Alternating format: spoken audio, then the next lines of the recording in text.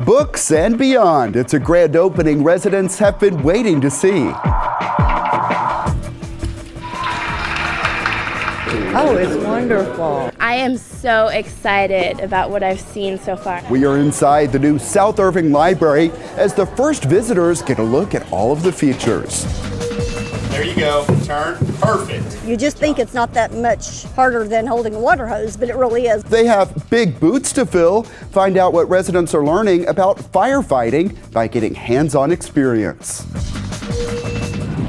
It's great to get back to Dallas, kind of get those good vibes going. The biggest sporting event of the year is coming soon. See how the impact swings far beyond the golf course. Plus, the headquarters celebrating new digs, the restaurant planned for historic Main Street, and the return of the Irving Tennis Classic. This is City Source.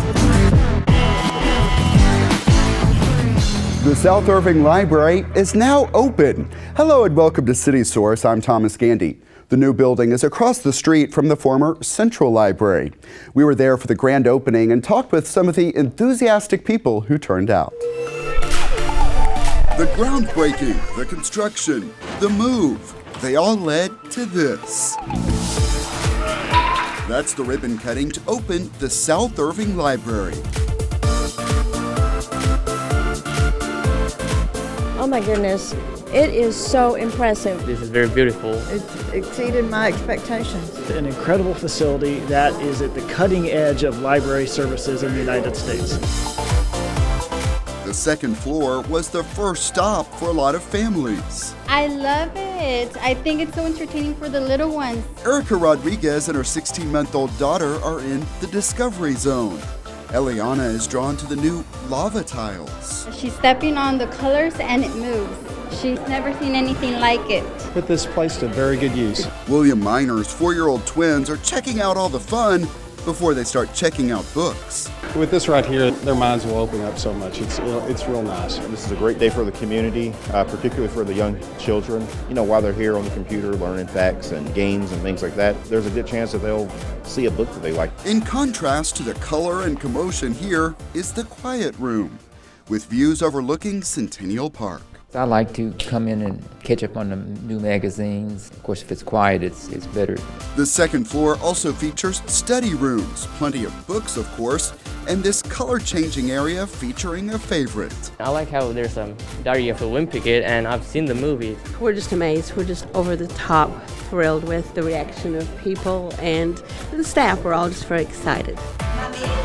They do some. On the first floor is where we found this puppet show underway in a meeting room.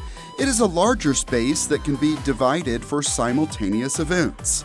In another section, craft activities. We're presenting them with so many activities and opportunities for learning and growing and fun. Also on the first floor, more computers and a teen area. We've got walls, like the teen zone has walls around it, the quiet room has walls.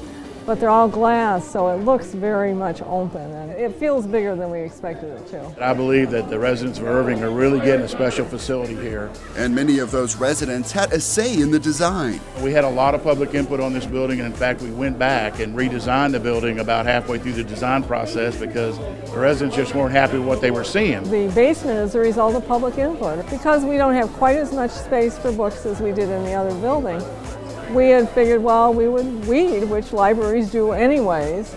And people said, no, we want those old books that we only check out once every 5 years. And so that's what we have in the basement. After this grand opening, the basement will be closed to visitors, but the books will be available by request. Also down here, an energy-efficient heating and cooling system. I'm a curious person. I like to know what's going on behind the scenes. The work on that started back in 2013, when we saw crews drilling wells, more than 20 miles of pipe deep into the earth.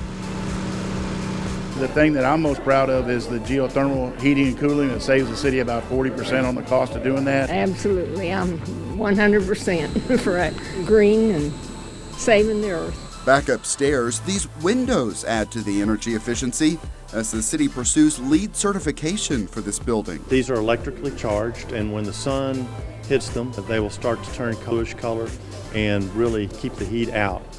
and make it very comfortable inside the building here. I'm glad he told everybody about the windows, because that's something I'd like to have in my house.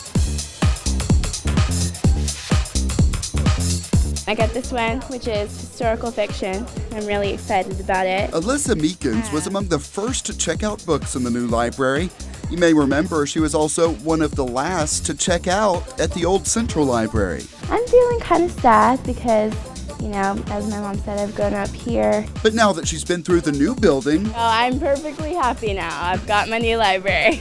there are still questions about the Central Library building. There's going to be a number of different uses probably for the old library. There's still storage of some of the books that are over there. The library administration is still going to be over there. And the city is looking at a number of different options for the rest of the space.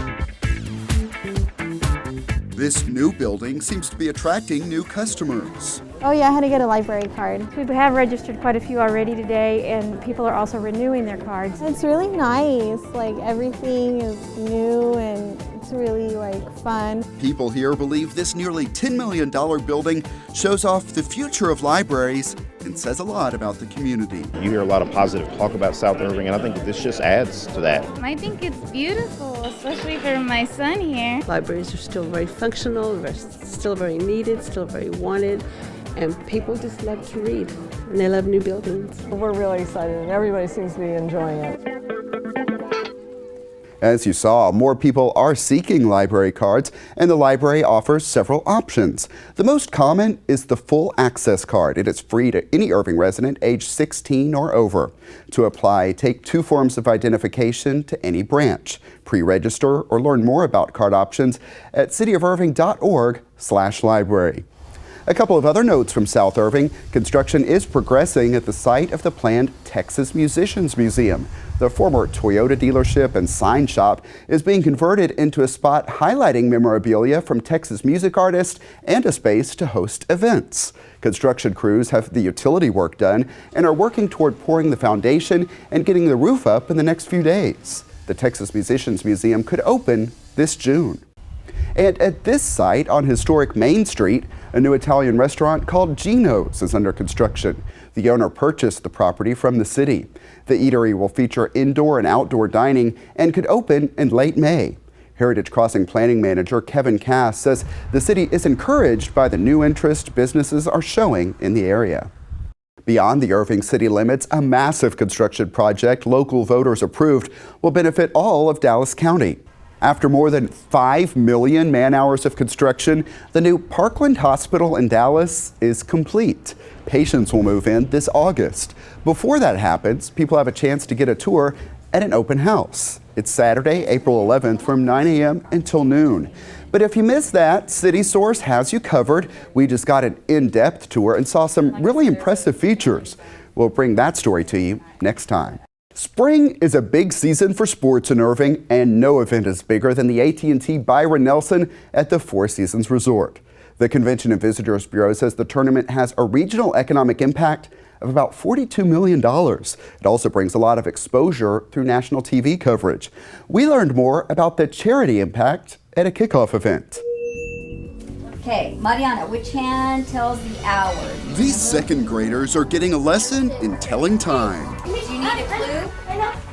Okay, the hour is 12.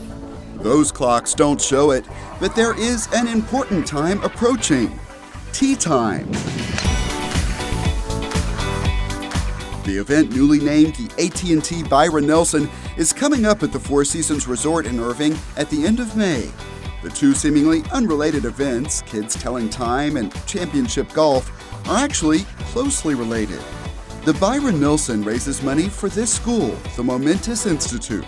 He's had a couple top 10s and made a cool $600,000 so far this season. Last year's champion, Brendan Todd, is here at the school to talk some golf at this kickoff luncheon. It feels great to be back in Dallas. Obviously, we weren't out at Las Colinas, so we weren't on the course, but still just great to get back to Dallas, kind of get those good vibes going. Members of the Salesmanship Club of Dallas are in the crowd. That's the group that hosts the tournament each year.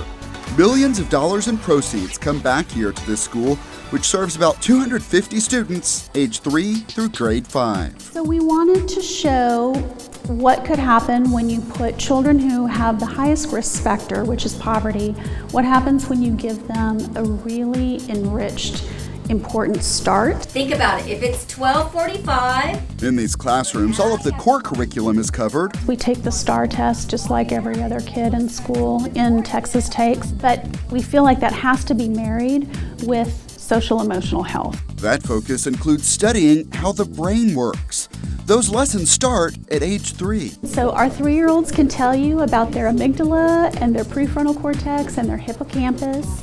And when kids know a little bit about their brains and they understand what happens when they have very strong emotions, then they know, oh, I have strategies that I can help settle my brain down. And he was taping them.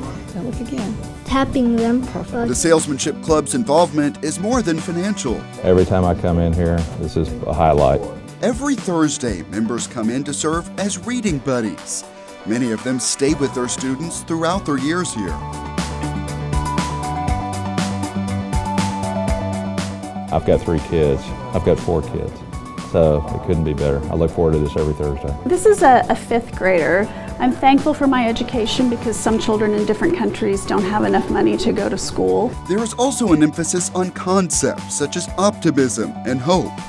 This is a gratitude tree. What happens in your brain when you practice grateful thinking and how that can really change your mood. I always end up crying when I read them. Our next stop is the vision statement wall. Parents of the youngest students share their dreams. We help make that connection that even though your child is 3, everything you're doing today is leading us to this vision. Teachers visit families at home, and parents are also encouraged to get involved on campus. What's your daughter's name? Nayeli. In addition to this one we met, Maria Tiarina also has a daughter in 1st grade. She says, Mom, when I go to college, I'm gonna go to SMU. And just knowing that she's already thinking that far. In 1st grade? 1st grade, yes, 1st grade. That's I'm like, that's amazing because we didn't go. She doesn't notice that. She sees that I can. These are, there's these things out there for me. All of our kids walk by and, they see this every day. This is the College Wall, featuring some of the school's success stories. She has a full ride through PhD anywhere she wants. Something else is different here.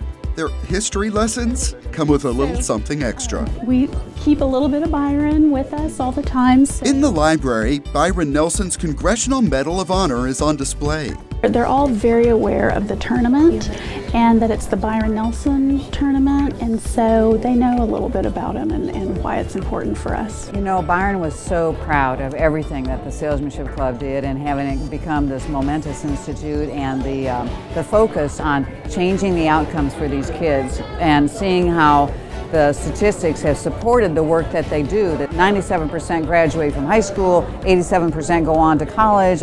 This is something that would never have happened without these people, without the Momentous Institute. How does it feel to be in some part connected with this place? It feels great. It's one of the coolest schools I've ever been to. And of course, Byron's involvement in the tournament, he was so happy to have his name connected with it because, as he said, it kept my name alive in golf like he didn't have anything else going for him. It's pretty funny.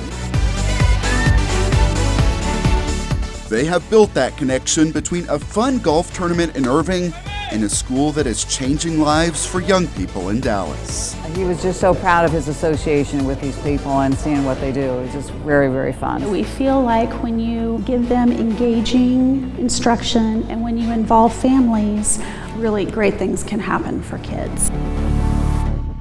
The AT&T Byron Nelson begins May 25th at the Four Seasons. Find a full schedule and parking information at attbyronnelson.org. Another sporting event just wrapped up at the Four Seasons, the Irving Tennis Classic. We're extremely happy. Our player field is very strong. We have just about 4 or 5 of top 50 players. Rain caused some delays during the week, but our crew stopped by and caught some of the weekend action. Players from around the world competed for $125,000 in prize money and points that can help them advance in ATP or Association of Tennis Professionals events. This year, the tournament was a benefit for Emily's Place, a charity helping victims of domestic violence.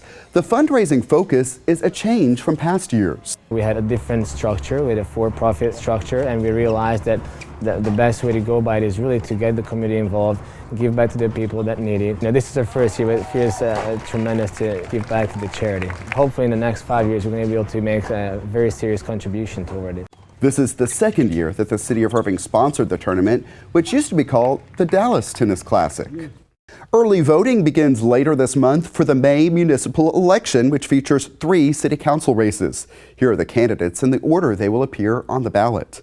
In place 4, the candidates are woodworker David Gutierrez, Councilor Don Wilson, Attorney Joe Putnam, the incumbent, and retired firefighter Phil Riddle. In place 6, the candidates are Attorney Brad Lamorges, the incumbent, and Attorney William Bill Mahoney. In place 8, the candidates are insurance agent Tom Spink, the incumbent, and executive David Palmer. Early voting runs April 27th through May 5th, and Election Day is May 9th. The City Secretary's office can answer election questions. That number is 972-721-2493. Everyone knows firefighting is a tough and dangerous job. Irving residents have a chance to experience some of the challenges of being a firefighter, but in a safe and fun way. We caught up with students in the Citizens Fire Academy. There you go. You're on the hose now. It looks easy enough. Every so often talk with each other. Simply follow the fire hose. That's your lifeline in and out. But add in obstacles. All right, we got another hole right here. It looks like we're on some raptor. Take away the ability to see. We black out the face mask. Pile on fire gear. And these residents are getting a sense of what Irving firefighters can experience.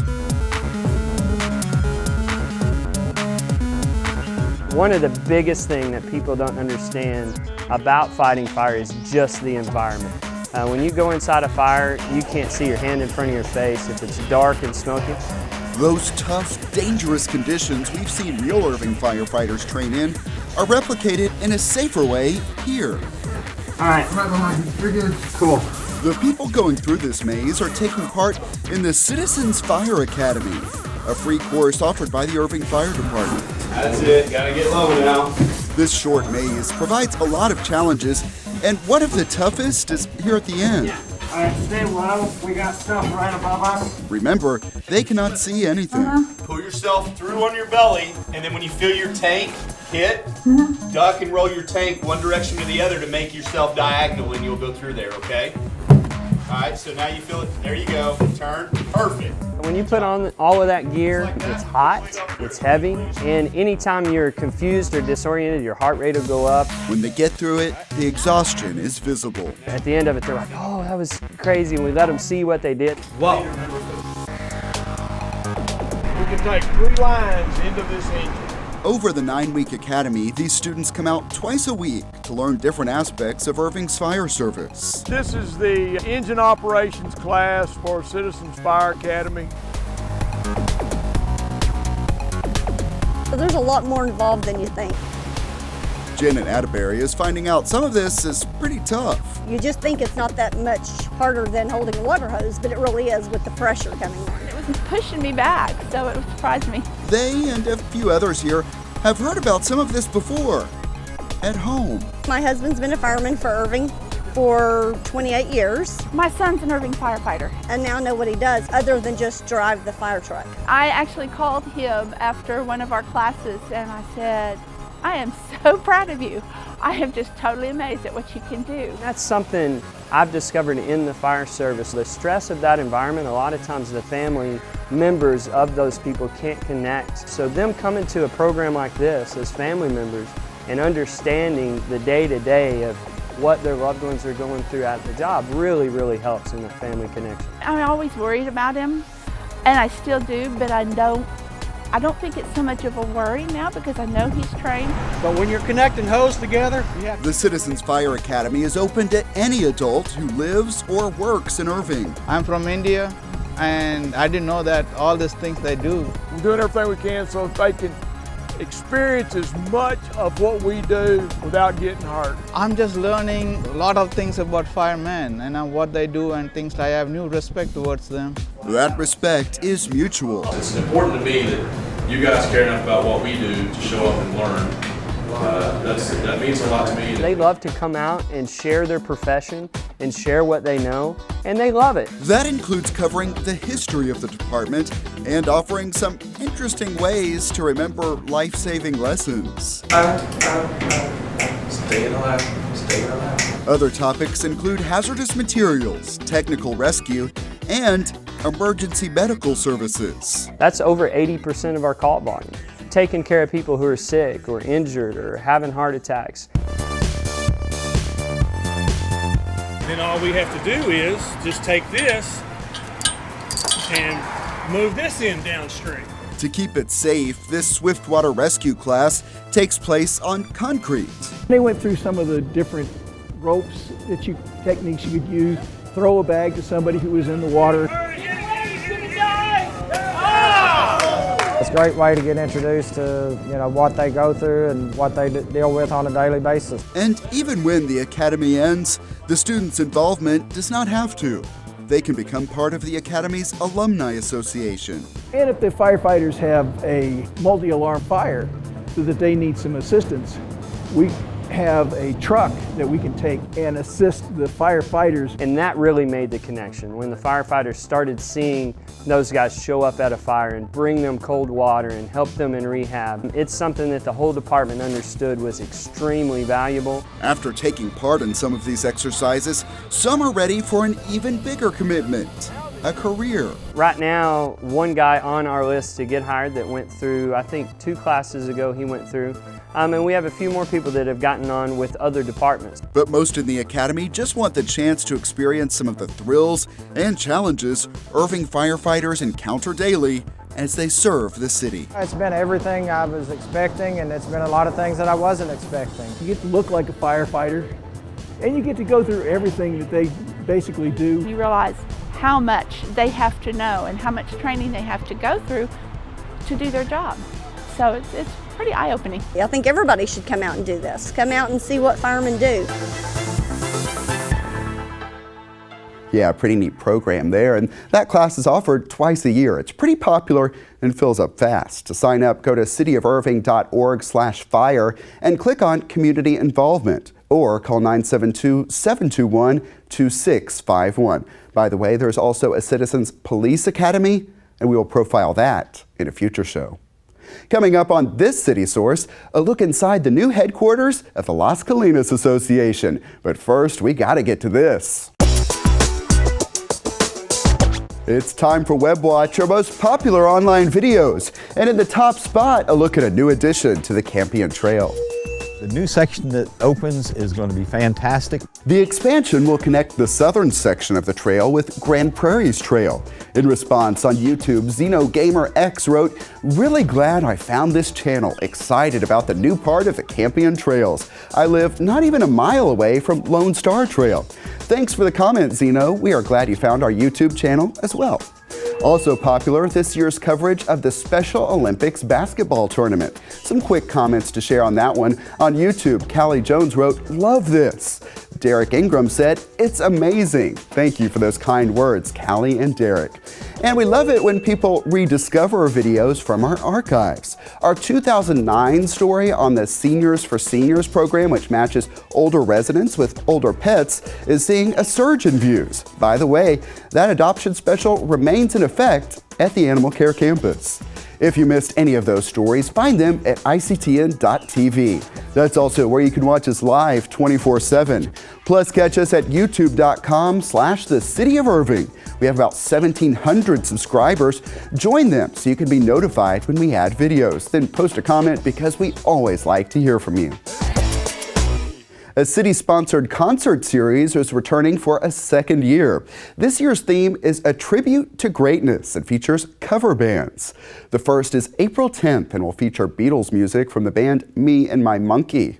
April 24th is Escape, the Dallas Journey tribute band. Concerts continue the 2nd and 4th Fridays of the month through June at Whistle Stop Plaza, which is near the Clock Tower in downtown Irving. IrvingEvents.org has more info. The city's celebration of Arbor Day is expanding this year. It will begin with a new 5K fun walk. This is video from last year, and some of these same popular draws will return, including the snake humorist, along with lessons about how to best plant and grow trees. This year's Arbor Day celebration is Saturday, April 25th from 10 until 2 at Heritage Park on Main Street in downtown Irving. The fun walk starts earlier. That's at 8 a.m. The Las Colinas Association is celebrating the opening of its new headquarters. Our team was there for the ribbon cutting. This is our grand opening. The official ribbon cutting What I consider our coming home. of the new headquarters of the Las Colinas Association. We paid rent for 42 years. As of today, we're not paying any more rent. And there, we're paying taxes. The other thing we're celebrating is the fact that we have a community space. And I've encouraged everybody that I have met with that we want it to be used by the community.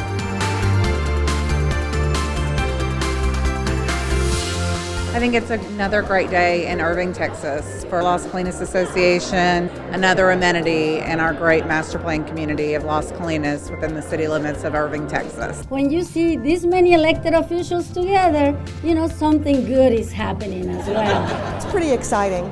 This is an amazing association. The city has had an interesting relationship with Las Colinas Association. At times it has been tense, at times it has been flourishing. And I'd like to think that as the time has gone on, that we have had the strongest relationship right now than we have ever had. We have been partners for a long time, and we are very proud of this partnership. Well, I think Las Colinas is just beginning. We're an older, I won't say old, but an older planned community. But what's really neat about us is we have a brand new segment in Las Colinas that represents the new. This area will continue to be and will become probably one of the greatest master plan communities, probably internationally in the world. A lot of business want to look in Las Colinas, and a lot of them call Irving, Texas, within the Las Colinas master plan community home. We have such a beautiful location here, and it needs to be enjoyed by everyone. There is also an idea in the development stage to build a dog park on that site. And talk about dogs, it's time now to head out to the Animal Care Campus for our Pets of the Week. Hello, my name is Joshua Elijah Bonilla, and these are our Pets of the Week. Our first pet of the week is Speck. He is a 2-month-old male kitten, domestic short hair, tabby, very sweet kitty, very easygoing kitty. If you'd like to adopt Speck, please stop by the City of Irving Animal Shelter. And our second pet of the week is Elijah. He is a 3-month-old Rottweiler mix, very sweet puppy. He was, however, found wandering the streets of Irving. If you'd like to adopt Elijah, please stop by the City of Irving Animal Shelter.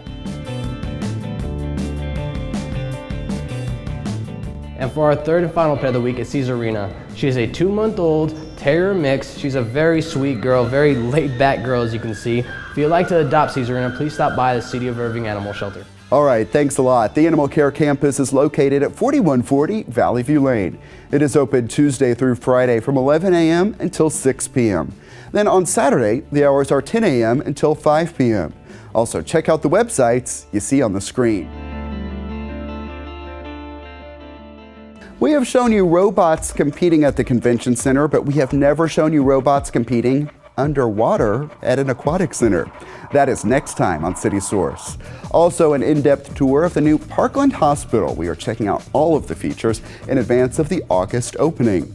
Plus, coverage of the GE Irving Marathon. We are talking with some of the runners taking on the course from the convention center through the Campion Trail. All that next time. Email us your thoughts on our stories. The address is ictn@cityofirving.org.